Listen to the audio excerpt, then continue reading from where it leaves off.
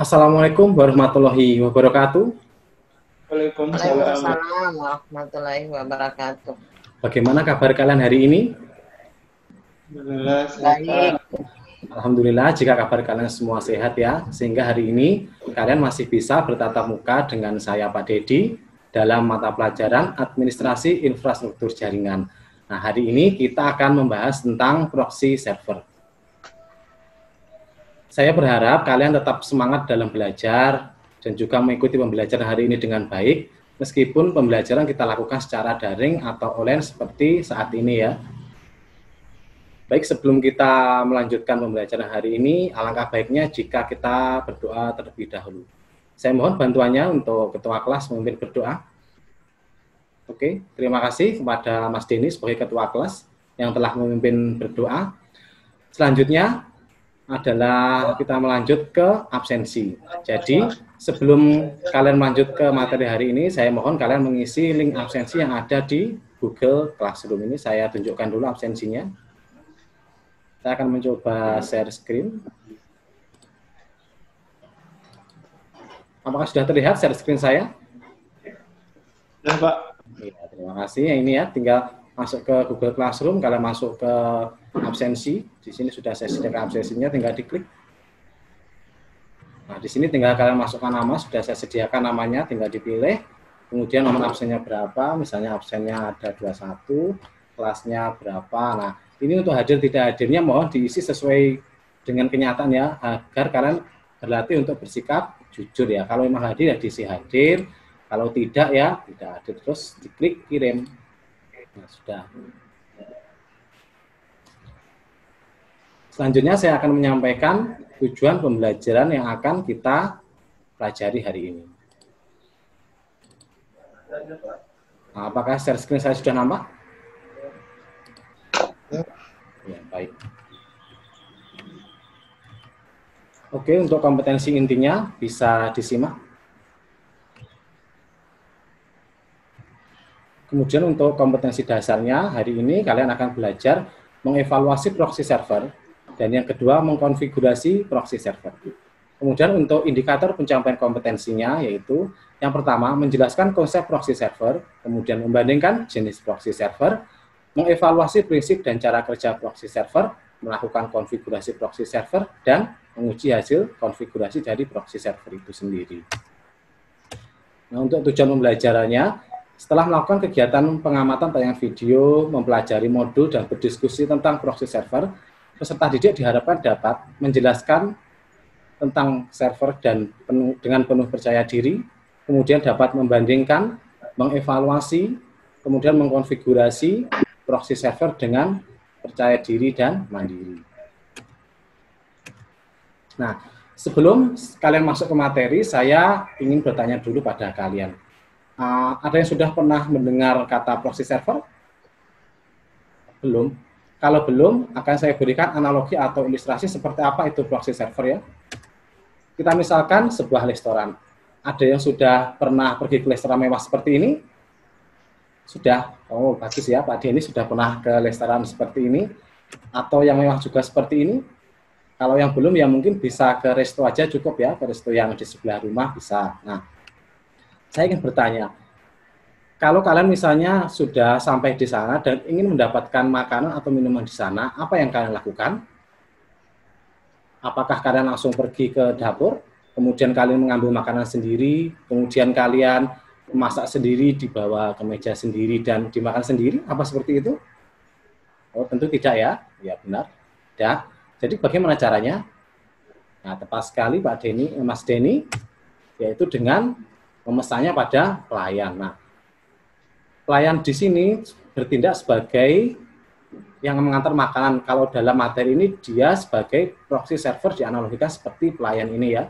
Jadi dia akan memberikan menu, daftar menu, kemudian klien atau pembelinya menuliskan mau pesan apa. Nah, klien ini membawanya ke dapur, kemudian dia akan memesankannya pada koki yang di dapur. Nah, koki membuatkan, kemudian memberikannya pada klien, baru klien mengirimkannya pada klien atau yang membeli tadi. Nah, sampai di sini ada yang sudah bisa memahami apa itu proxy server? Ya, tepat sekali Mas Denny menjawab klien. Klien bisa dikatakan sebagai proxy server juga ya kalau dalam analogi ini, atau lebih jelasnya seperti ini. Nah, proxy server adalah sebuah komputer server atau program komputer yang dapat bertindak sebagai komputer lainnya untuk melakukan request terhadap konten dari sebuah jaringan internet. Dapat dilihat pada gambar ini ya. Jadi misalnya kalian ingin mengakses YouTube, nanti di sini YouTube-nya. Nah, kemudian dari komputer kalian melakukan request ke internet, tapi harus melewati proxy server dulu. Dari proxy server ini baru kalian di-requestkan YouTube-nya ke internet. Nah, dari server YouTube baru membalas ke proxy server, dan proxy server menyerahkan atau mengirimnya ke PC client. Jadi seperti tadi ya, seperti analogi yang sudah saya ilustrasikan tadi, caranya seperti itu. Nah, saya lanjutkan.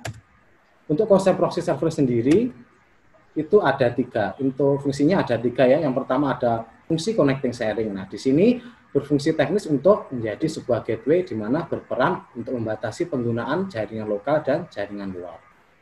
Yang kedua ada fungsi filtering. Nah, ini fungsi filtering yaitu dia akan bekerja sebagai firewall ya, menyeleksi paket-paket data yang terlewat apakah itu diizinkan atau tidak diizinkan. Kemudian yang ketiga, fungsi web cache atau caching ya.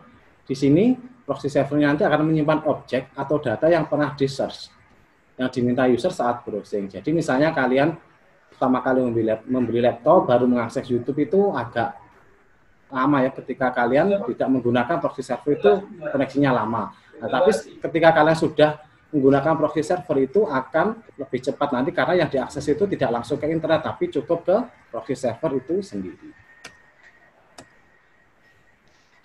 Kemudian untuk jenisnya itu ada proxy transparan. Nah, proxy ini sama sekali tidak merahasiakan alamat IP ya. Jadi alamat IP-nya itu akan terlihat jelas di internet. Untuk yang kedua ada proxy anonim. Nah, di sini jenis proxy servernya tidak membuat alamat IP asli pengguna terdeteksi, namun hanya terlihat IP samaran. Jadi kalau yang transparan, kalau yang proxy transparan tadi memperlihatkan alamat IP, kalau yang anonim ini alamat IP-nya disembunyikan atau dibuat samaran. Kemudian yang ketiga ada high anonymity proxy. Nah, di sini proxy tidak mendefinisikan diri sebagai sebuah proxy sehingga tidak menyediakan alamat IP, dan ketika pengguna mengakses sebuah situs, maka alamat IP pengguna tidak akan terbaca oleh situs yang bersangkutan. Nah, yang keempat, Mbak Novi mungkin masih bisa mendengar suara saya? Oke. Mbak Novi bisa membantu membacakan ini? Ya, terima kasih Mbak Novi sudah membantu membacakan ini ya. Berarti Mbak Novi masih memperhatikan presentasi saya. Terima kasih. Saya perjelas. Yang keempat ada distorting proxy, yaitu fungsinya membuat alamat IP asli pengguna tidak terlihat dan mampu merekayasa alamat IP asli milik pengguna.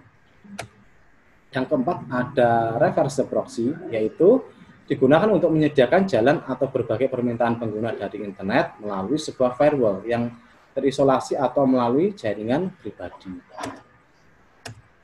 Nah, untuk cara kerjanya bisa diperhatikan gambar ini ya. Jadi pertama, untuk cara kerja proxy server itu, klien melakukan request. Misalnya klien di komputer ini merequest ingin mengakses YouTube di sini. Nah, dia tidak boleh langsung ke sini, dia harus melewati proxy server dulu. Nah, kemudian proxy server tadi bekerja dengan mendengar request dari klien tadi, kan sudah melakukan request.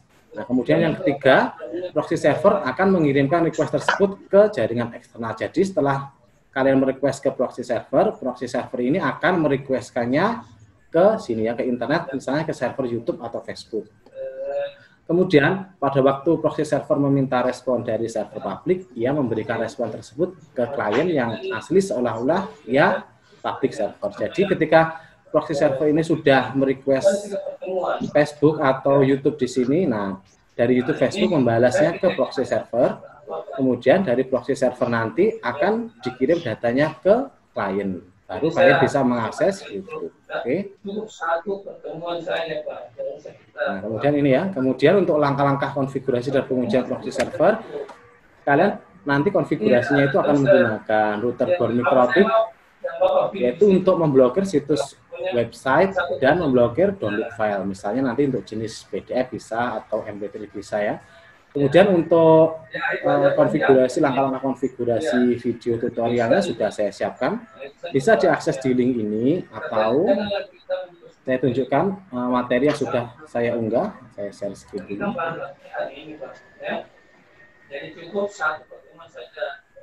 Ini ya, saya tampilkan dulu. Nah, bentar, saya share screen dulu. Oh, halo. Ya, bentar. Ya, Bu. Saya share screen. Kenapa Nah, lagi? ini Aman, Bu, saya aman. tunjukkan. Oh, ya. Nah, ini ya tadi. Ini materinya sudah saya unggah di sini. Materi 2-nya sudah saya unggah di sini. Di sini sudah saya sediakan modul proxy server ada. Kemudian PowerPoint-nya juga sudah saya sediakan. Nah, kemudian ini video tutorialnya juga sudah saya buatkan ya. Tinggal kalian klik. Ya, tinggal kalian play. Nah, ini ya sudah ada penjelasannya di sini. Nah, ini nanti kita menggunakan mikrotik ya. Ini mikrotiknya seperti ini. Nanti tutorialnya sudah saya buatkan.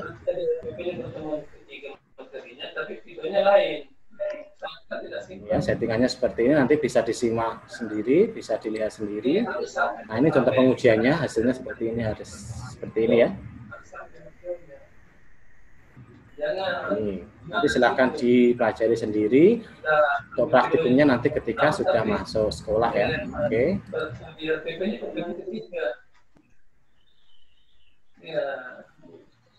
Setelah selesai ini tadi, setelah kalian nanti sudah mempelajari nanti, silahkan kalian berdiskusi di Google Classroom ya. Di sini akan saya share dulu Google Classroom-nya. Ini kan yang kita mau ketinggalan besok, apa yang kita buat. Setelah saya mengakhiri untuk pendahuluan ini, nanti kalian silakan berdiskusi ya di forum Google Classroom.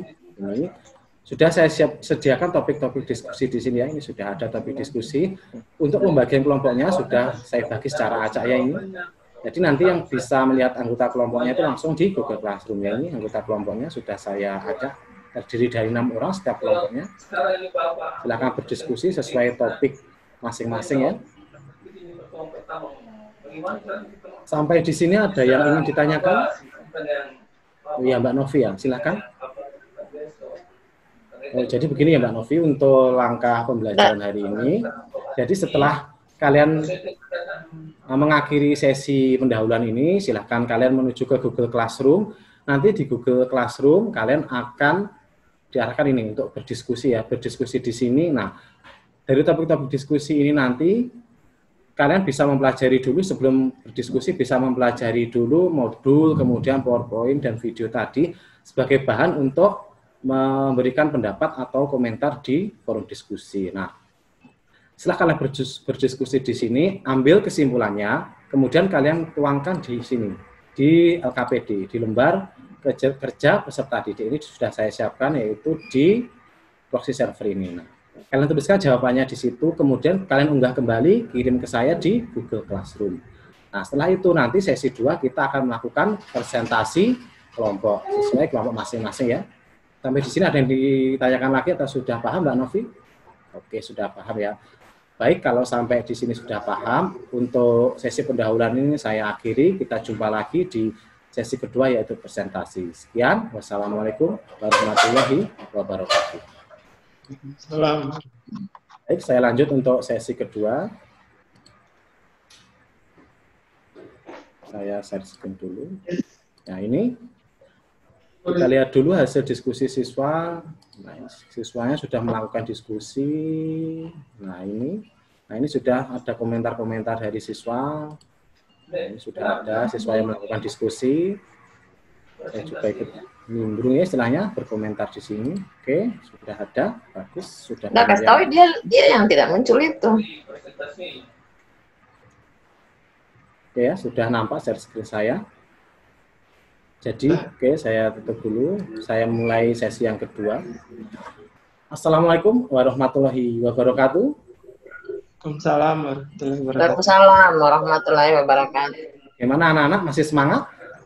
Semangat, Pak. Alhamdulillah jika masih semangat ya. sesuai dengan kesepakatan tadi, sesi kedua ini kita akan melakukan presentasi per kelompok. Saya sudah melihat hasil diskusi kalian di Google Classroom, semuanya sudah aktif, sudah memberikan komentar, ada yang memberikan masukan. Nah, terima kasih, semuanya sudah aktif. Sekarang saya persilahkan untuk mempresentasikan hasil diskusinya. Kita mulai dari kelompok berapa? Kelompok 1 ya, oke. Kelompok 1, perwakilannya silahkan melakukan presentasi. Oke, baik. Terima kasih kelompok 1 yang sudah melakukan presentasi. Mungkin dari kelompok lain ada yang ingin menanggapi? Oke, Mas Ali Hasan bertanya. Iya, silakan. Ya, silakan kelompok 1 mungkin bisa menjawab pertanyaan Mas Ali Hasan. Ya, tepat sekali, bagus. Kelompok 1 jawabannya. Jadi untuk penerapan proxy server dalam kehidupan sehari-hari yang berkaitan dengan filtering itu misalnya tadi ya memblokir website, kemudian juga misalnya memblokir download file tertentu. Namun untuk proxy server ini ada sedikit kelemahan. Jadi dia hanya bisa memblokir situs-situs yang berformat HTTP ya. HTTPS kemarin kita coba-coba itu belum berhasil. Dia harus menggunakan layer 7 protokol. Mungkin bisa seperti itu. Oke. Baik, sampai di sini ada yang ditanyakan untuk kelompok 1 lagi? Jika tidak, silakan kelompok 1 mengakhiri presentasinya. Oke, terima kasih kelompok 1. Tadi kelompok 1 sudah melakukan presentasinya dan kelompok lain juga sudah melakukan presentasi semua dengan sangat baik. Sudah ada yang bertanya, kemudian ada yang menjawab dengan baik. Saya ucapkan terima kasih kembali. Kalian memang the best, good job ya. Terima kasih. Kemudian sebelum kita mengakhiri pembelajaran hari ini, saya ingin ada salah satu dari kalian yang ingin membantu saya menyimpulkan pelajaran hari ini. Oh ya, Mas Ali Hasan ya, silakan. Apa yang bisa dipelajari hari ini silakan disimpulkan. Oke, bagus sekali Mas Ali Hasan. Kesimpulan untuk pembelajaran hari ini. Kemudian selanjutnya saya ingatkan setelah ini silakan kalian kerjakan kuis yang ada di Google Classroom ya. Ini saya tampilkan. Saya share screen dulu untuk Google Classroom-nya. Oke. Nah, nanti setelah ini silakan kalian masuk ke Google Classroom. Kemudian kalian masuk ke tugas kelas ya. Ini sudah saya sediakan. Nah, kuisnya di sini. Kuis di sini bertujuan untuk mengetahui seberapa pemahaman kalian tentang materi proxy server ini ya. Tinggal diisi namanya siapa, misalnya ada, kemudian dipilih kelasnya. Kelasnya misalnya TKJ 3, kemudian dipilih berikutnya. Nah ini sudah masuk ke soalnya, silakan dikerjakan soalnya nanti ya.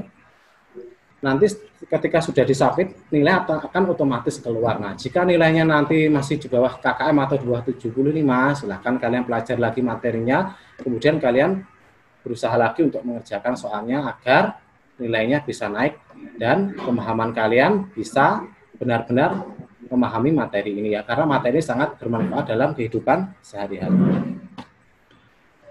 Oke, baik. Untuk materi minggu depan, kalian akan mempelajari tentang manajemen bandwidth. Jadi kalian bisa browsing-browsing dulu apa itu manajemen bandwidth, sehingga nanti ketika pembelajaran kalian sudah lancar. Sampai di sini ada yang ingin ditanyakan lagi? Oke, jika tidak, untuk pembelajaran hari ini cukup sampai di sini. Mohon ketua kelas untuk memimpin berdoa mengakhiri pembelajaran hari ini. Oke, terima kasih Mas Denny yang sudah memimpin berdoa mengakhiri pembelajaran hari ini. Cukup materi untuk hari ini dari saya. Kita ketemu lagi minggu depan. Sekian materi hari ini. Akhirul kalam, wabillahi taufik wal hidayah. Wassalamualaikum warahmatullahi wabarakatuh. Waalaikumsalam warahmatullahi wabarakatuh. Waalaikumsalam warahmatullahi wabarakatuh. Sudah. Baik, terima kasih Pak Dedi sudah menyampaikan, sudah mengajar dengan baik, ya dengan beberapa sudah kelihatan hotsnya, sudah kelihatan tipexnya dan seterusnya. Tapi untuk melihat ini mungkin ada beberapa pertanyaan dari kami, ya tentang mungkin pendalaman materi atau seperti apa. Saya persilahkan dulu Bapak Fatahillah untuk menyampaikan pertanyaan, karena saya yang pimpin sidang ya tentu saya persilakan dulu Pak Fatahillah toh untuk menyampaikan pertanyaan ke Pak Dedi. Silakan Pak. Baik Bu, terima kasih. Assalamualaikum warahmatullahi wabarakatuh. Waalaikumsalam Waalaikumsalam. warahmatullahi wabarakatuh. Bunda, saya bertanya dulu. Ini kita tidak usah bahas yang penilaian cuplikannya, langsung ke pendalaman materi saja. Iya. Ya, kan pendalaman kan tadi dulu cuplikannya ini langsung kita lihat actionnya tadi Pak Dedi kan? Ya, tidak perlu dikomentari, Bunda. Ya. Tidak perlu dikomentari. Silakan kalau yang mau dikomentari juga boleh. Iya, baik dari beberapa ini untuk cuplikan Mas Dedi ya. Ya. Jadi secara umum itu menurut saya itu sudah sangat bagus sekali. Bapak berinteraksi dengan siswa, Bapak membuat beberapa pertanyaan yang melemparkannya kepada siswa sehingga itu bisa menarik perhatian siswa kembali fokus untuk belajar. Iya. Nah, saya kira itu inovasi yang sangat bagus. Cuman dibutuhkan pada saat sudah menarik perhatian, yang saya tunggu-tunggu tadi itu adalah Suaranya Pak Ilo, suaranya Pak Fatahillah. Iya. Kurang jelas suaranya apa? Kurang jelas Bu ya? Jelas Mi Bunda? Sudah. Ya jelas kalau cepat dekat. Oh iya, dekat-dekat kepada. Jadi Kalau suara saya kedengarannya bagus toh? Iya, iya, bagus. bagus sekali. Hah? Bagus Ya. sekali Bunda. Oh ya, kalau suara bagus, lantang. Iya. Oke. Iya. Iya, jadi cuman beberapa satu hal itu terkait pada saat sudah menarik ke perhatian siswa. Iya. Yang saya tunggu-tunggu sebenarnya tadi kalimat bagaimana Bapak memotivasi siswa. Dan itu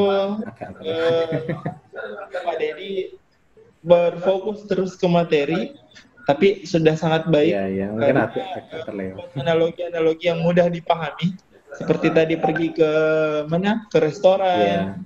Mana Bapak menjabarkan itu proksi seperti apa? Saya kira itu sudah sangat bagus. Iya. Bapak menciptakan suasana pembelajaran yang mengasihkan. Kemudian hotsnya tadi ternyata kelihatan pada saat Bapak melemparkan pertanyaan. Saya dari tadi itu sebenarnya menunggu waktu ada sesi tanya jawab, mestinya saya nunggu Bapak membuat sebuah kalimat pertanyaan yang sambungan dari proksi itu. Misalnya proksi itu biasanya sering digunakan dan untuk apa, seperti itu. Nah, itu tadi harusnya ada Pak adanya itu, tapi siswa yang bertanya, saya buat seperti tadi kan tadi tidak dimunculkan. Kan saya jawab Iya, tadi, mestinya, yang penguatan tadi kan sudah menjawab tentang pemanfaatan proxy server sebagai firewall itu tadi loh Pak. iya, tapi maksudnya itu biasanya dipakai di mana itu tidak kelihatan. Iya, iya. Jadi memang kan beberapa kan tidak semua instansi mau menggunakan proxy. Ya. Tidak semua daerah juga itu cuman kebutuhan-kebutuhan khusus yang memang benar-benar mau diproteksi dari luar. Iya, iya Pak. Ya, itu saja kalau dari sisi cuplikan. Terus untuk pendalaman materinya, ini sebenarnya Bapak itu dalam pembelajaran apa yang merancang. Jadi penguasaan pembelajaran yang melandasi rancangan perangkat pembelajaran. Bapak mengambil topik proxy server itu dengan menggunakan media ini kan praktek Pak. Iya. Ada prakteknya kan? Iya, ada Pak. Ya. Itu Bapak pakai program apa? Ini pakai router mikrotik Pak. Nah, bagaimana dengan siswanya nanti Pak? Pada saat dia pembelajaran daring? Nah gini Pak, untuk pembelajaran daring ini, sementara tadi kan sudah saya buatkan video tutorialnya dulu. Konfigurasinya saya buatkan video tutorial, saya unggah di YouTube dan Google Classroom. Nah, siswa sementara itu mempelajari itu kemudian mencatatnya. Nah, kemudian minggu-minggu depan ini siswa sudah mulai masuk mungkin secara bergilir, nggak banyak-banyak, dikit-dikit ya Pak, itu sudah masuk sehingga mereka tinggal menerapkan apa yang sudah dipelajari di video tutorial itu di kelas praktikumnya. Seperti itu Pak, sudah saya rancang seperti itu. Iya. Nah, kalau pembelajaran daring seperti ini untuk kegiatan praktikum, menurut Bapak itu teori belajar seperti apa yang biasanya harus bagus digunakan? Teori belajarnya apa konstruktivis mungkin ya. Saya masih kurang konstruktivis mungkin Pak ya. Bisa kontekstual teaching and learning. Kalau pendekatan ya, kalau pendekatannya pakai itu kontekstual teaching learning scientific itu ya Bu ya pendekatannya. Ya. Ya. Terus kemudian model belajarnya di sini saya menggunakan discovery learning agar bisa mengangkat yang 4C itu, yang critical thinking, kemudian collaboration, creativity, dan komunikasi itu. Saya menggunakan discovery learning di sini. Ya. Baik, jadi kalau melihat RPP-nya, Bapak menggunakan model dengan pendekatan saintifik, kemudian model discovery learning. Jadi berdasarkan RPP, itu sebenarnya yang kami mau gali. Ya, jadi Pak, ya. Kenapa Bapak menggunakan scientific learning, kenapa Bapak menggunakan dengan model discovery, itu alasan-alasan itu sebenarnya yang ditunggu. Ya, ya itu tadi Pak. Saya memilih itu untuk bisa beradaptasi dengan ABAD 21 ini. Saya ingin memunculkan yang 4C itu Pak, yang HOTS, yang 4C. Kan di langkah-langkah pembelajarannya ya discovery learning itu sudah bisa mengungkapkan yang 4C yang mulai creativity. Misalnya creativity itu di situ saya membuat siswa misalnya mengumpulkan data atau informasi materi dari internet di bahan diskusi itu. Kemudian yang critical thinking-nya siswa mengakses literasi, berdiskusi, menyimpulkan hasil diskusi itu sudah masuk critical thinking. Kemudian untuk kolaborasinya itu kegiatan berdiskusi kelompok, nah itu sudah masuk kolaborasi. Kemudian untuk communication-nya melakukan presentasi, tanya jawab itu saya anggap sudah melakukan communication. Jadi alasan saya memilih itu karena saya ingin menyesuaikan dengan apa saat ini, pendekatan yang cocok, modal yang cocok, yang ingin mengangkat yang keterampilan ABAD 21 yang 4C itu tadi. Baik, Pak. Terima kasih. Saya kira cukup, Bunda. Ya, Bapak. Terima kasih. Oh ya, makasih. Makasih Pak Fatahillah sudah, ya kalau pendalaman materi Pak Fatahillah lebih jago ya. Dia orang IT juga, sama Pak. Jadi mungkin saya lebih menyoroti kepada strategi yang Bapak gunakan di dalam pembelajaran. Kalau saya melihat tadi praktek cuplikan, praktek pembelajarannya, kreativitas untuk memotivasi siswa sudah kelihatan. Ya, dan inovasi dan metode yang digunakan dengan pendekatan tadi sudah ditanya Pak Fatahillah, sudah kelihatan ya. Kemudian ada link untuk masuk ke materi-materi juga sudah sangat bagus.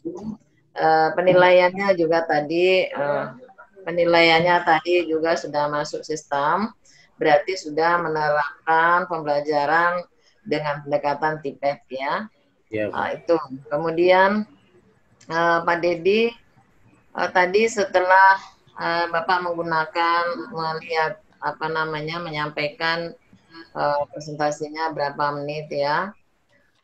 Saya ini mau melihat bagaimana cara penilaian dari komponen sikap, bagaimana Bapak menilai itu komponen sikap dari siswanya. Komponen sikapnya sudah ada rubriknya Bu, di evaluasi Bu. Saya buka dulu. Ya.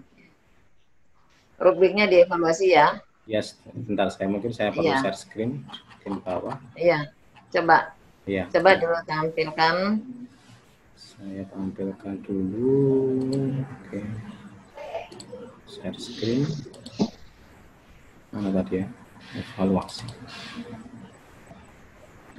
Sudah terlihat Bu? Oh ya, ya betul. Ya. Ini mulai dari yang atas ini soal pengetahuan.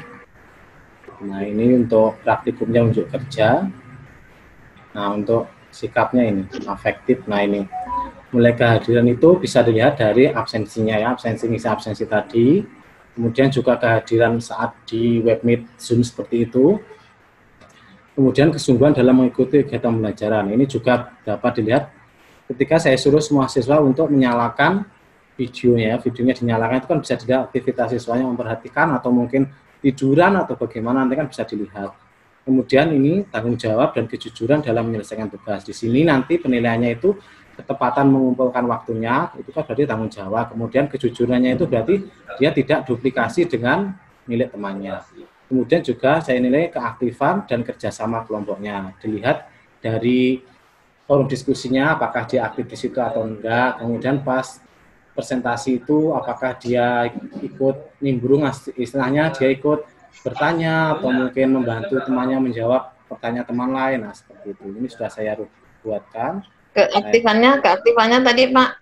Nah, ini keaktifan siswanya tadi saya lihat, misalnya berapa kali dia bertanya, berapa kali dia melakukan diskusi dengan teman-temannya. Anda tidak melihatnya seperti itu? Ini Bu ya. Untuk mengukur itu Pak, untuk mengukur keaktifan, aktif dalam bertanya. Nah, ini Bu sudah. Apakah di dalam aktif dalam bertanya ini ada kriteria, misalnya dalam satu kali pertemuan, yang 5 kali bertanya, oh nilainya full misalnya. Ini kan perlu juga diperhatikan ya. Keaktifan ini kan relatif ini. Aktif bertanya artinya kita bikin rubriknya. Iya.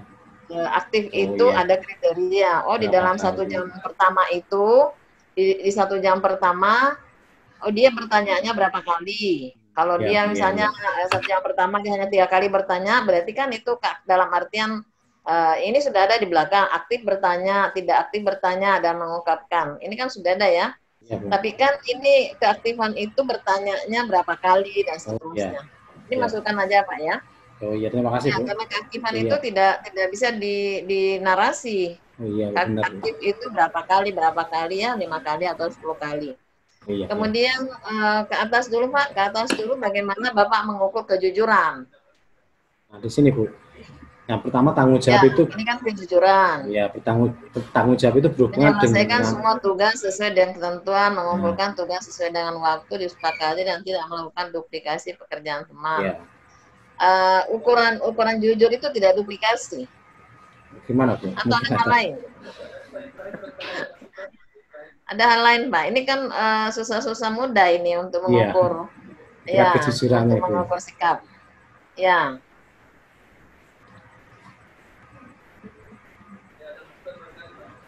Kejujuran salah ini kan menyelesaikan semua tugas. Oke, ada tanggung jawab berarti di sana Pak ya. Masalah yang saya tanyakan itu masalah kejujuran. Kejujuran itu hanya diukur dari duplikasi atau apa? Berkata jujur, berkata bohong atau apa indikator supaya itu operasional ya. Kita mengukurnya jelas. Sementara ini tidak melakukan duplikasi. Jadi duplikasinya itu ada pengecekan sistemnya. Di internet kan sekarang sudah ada yang plagiarisme itu. Jadi dimasukkan situ antara siswa satu dan satunya. Nah kemudian berapa persen duplikasinya itu sebenarnya ada di situ. Berarti mungkin saya perlu membuat. Nah itu presentasi ya. Itu ya, rubrik berapa persen itu ya Bu ya. Oh iya. Ya jadi ukurannya adalah presentasi ya. Ya presentasi berapa persen duplikasinya dia itu. Duplikasinya. Ya kan ada besarannya Pak. Dikatakan seperti itu. Iya. Oke Pak Dedi. Di atas dulu Pak, di rubrik saya masih lihat dulu di rubrik penilaiannya Bapak. Tarik dulu ke atas. Lagi Bu. Oke, kehadiran tidak ada masalah. Ke atas dulu Pak. Oke. Ini untuk gambar penilaian afektifnya. Ya, jadi afektif ya. Jadi memang susah gampang itu menilai sikap yang afektif ya. Iya. Karena memang banyak indikator-indikator yang harus kita perhatikan. Kalau skillnya kan gampang ya, bagaimana skillnya, keterampilannya pada saat dia menyelesaikan sesuatu, jadi keterampilan nyata.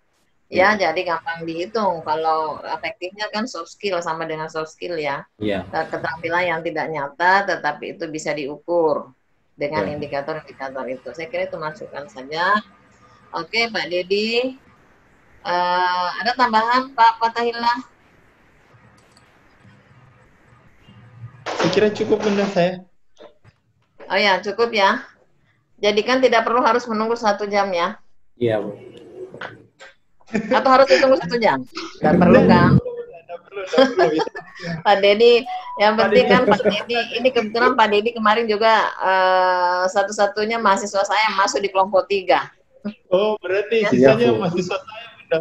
Iya, sisanya mahasiswa Pak Fatahillah kayaknya nih. Saya tergusur Bu. Iya, tapi ya. Oke, saya kira juga ya. Oke Pak Dedi, terima kasih banyak. Saya kira sudah menampilkan yang terbaik. Semoga ya apa yang diharapkan, dan saya selalu mengatakan nilai itu gampang, yang penting kita sudah berproses dengan baik. Kalau kita sudah berproses dengan baik, insya Allah pasti hasilnya juga baik, ya. Iya, Bu, ya. Karena kualitas seseorang itu ditentukan oleh seberapa kuat dia berproses. Setiap tentu ada penilaian-penilaian tersendiri ya Pak. Artinya saya tidak hubungkan dengan apa, tapi saya melihat Pak Dedi kedisiplinannya cukup bagus. Kenapa? Karena setiap saya buka Google Meet kemarin, yang pertama selalu minta bergabung adalah Pak Dedi. Jadi itu harus saya nilai. Tentu kita ini dosen juga kan menilai dari banyak segi. Jadi prosesnya dari bukan hanya hari ini hasilnya, ya tentu ada proses yang Bapak sudah lakukan. Terima kasih Pak Dedi, sukses selalu dan sehat. Tetap kita menjaga protokol kesehatan ya. Salam sama teman-teman semua. Semoga hasil terbaik yang Bapak dapatkan. Terima kasih. Nanti dipanggil temannya yang mau untuk yang kedua adalah Muhammad Abdul Aziz. Ya. Muhammad Abdul Aziz ya. Ya. Terima kasih Pak. Assalamualaikum warahmatullahi wabarakatuh. Silakan Bapak keluar. Ya, nanti diganti temannya. Ya, terima kasih Bu Hasanah ya. Pak Fatahillah jadi hot sekarang, jadi bisa. Terima kasih Bu, terima kasih Bapak. Saya izin live dulu ya. Terima kasih. Assalamualaikum warahmatullahi wabarakatuh. Gimana? Rekamannya di stop baru. Oh iya, saya stop dulu ya Pak ini.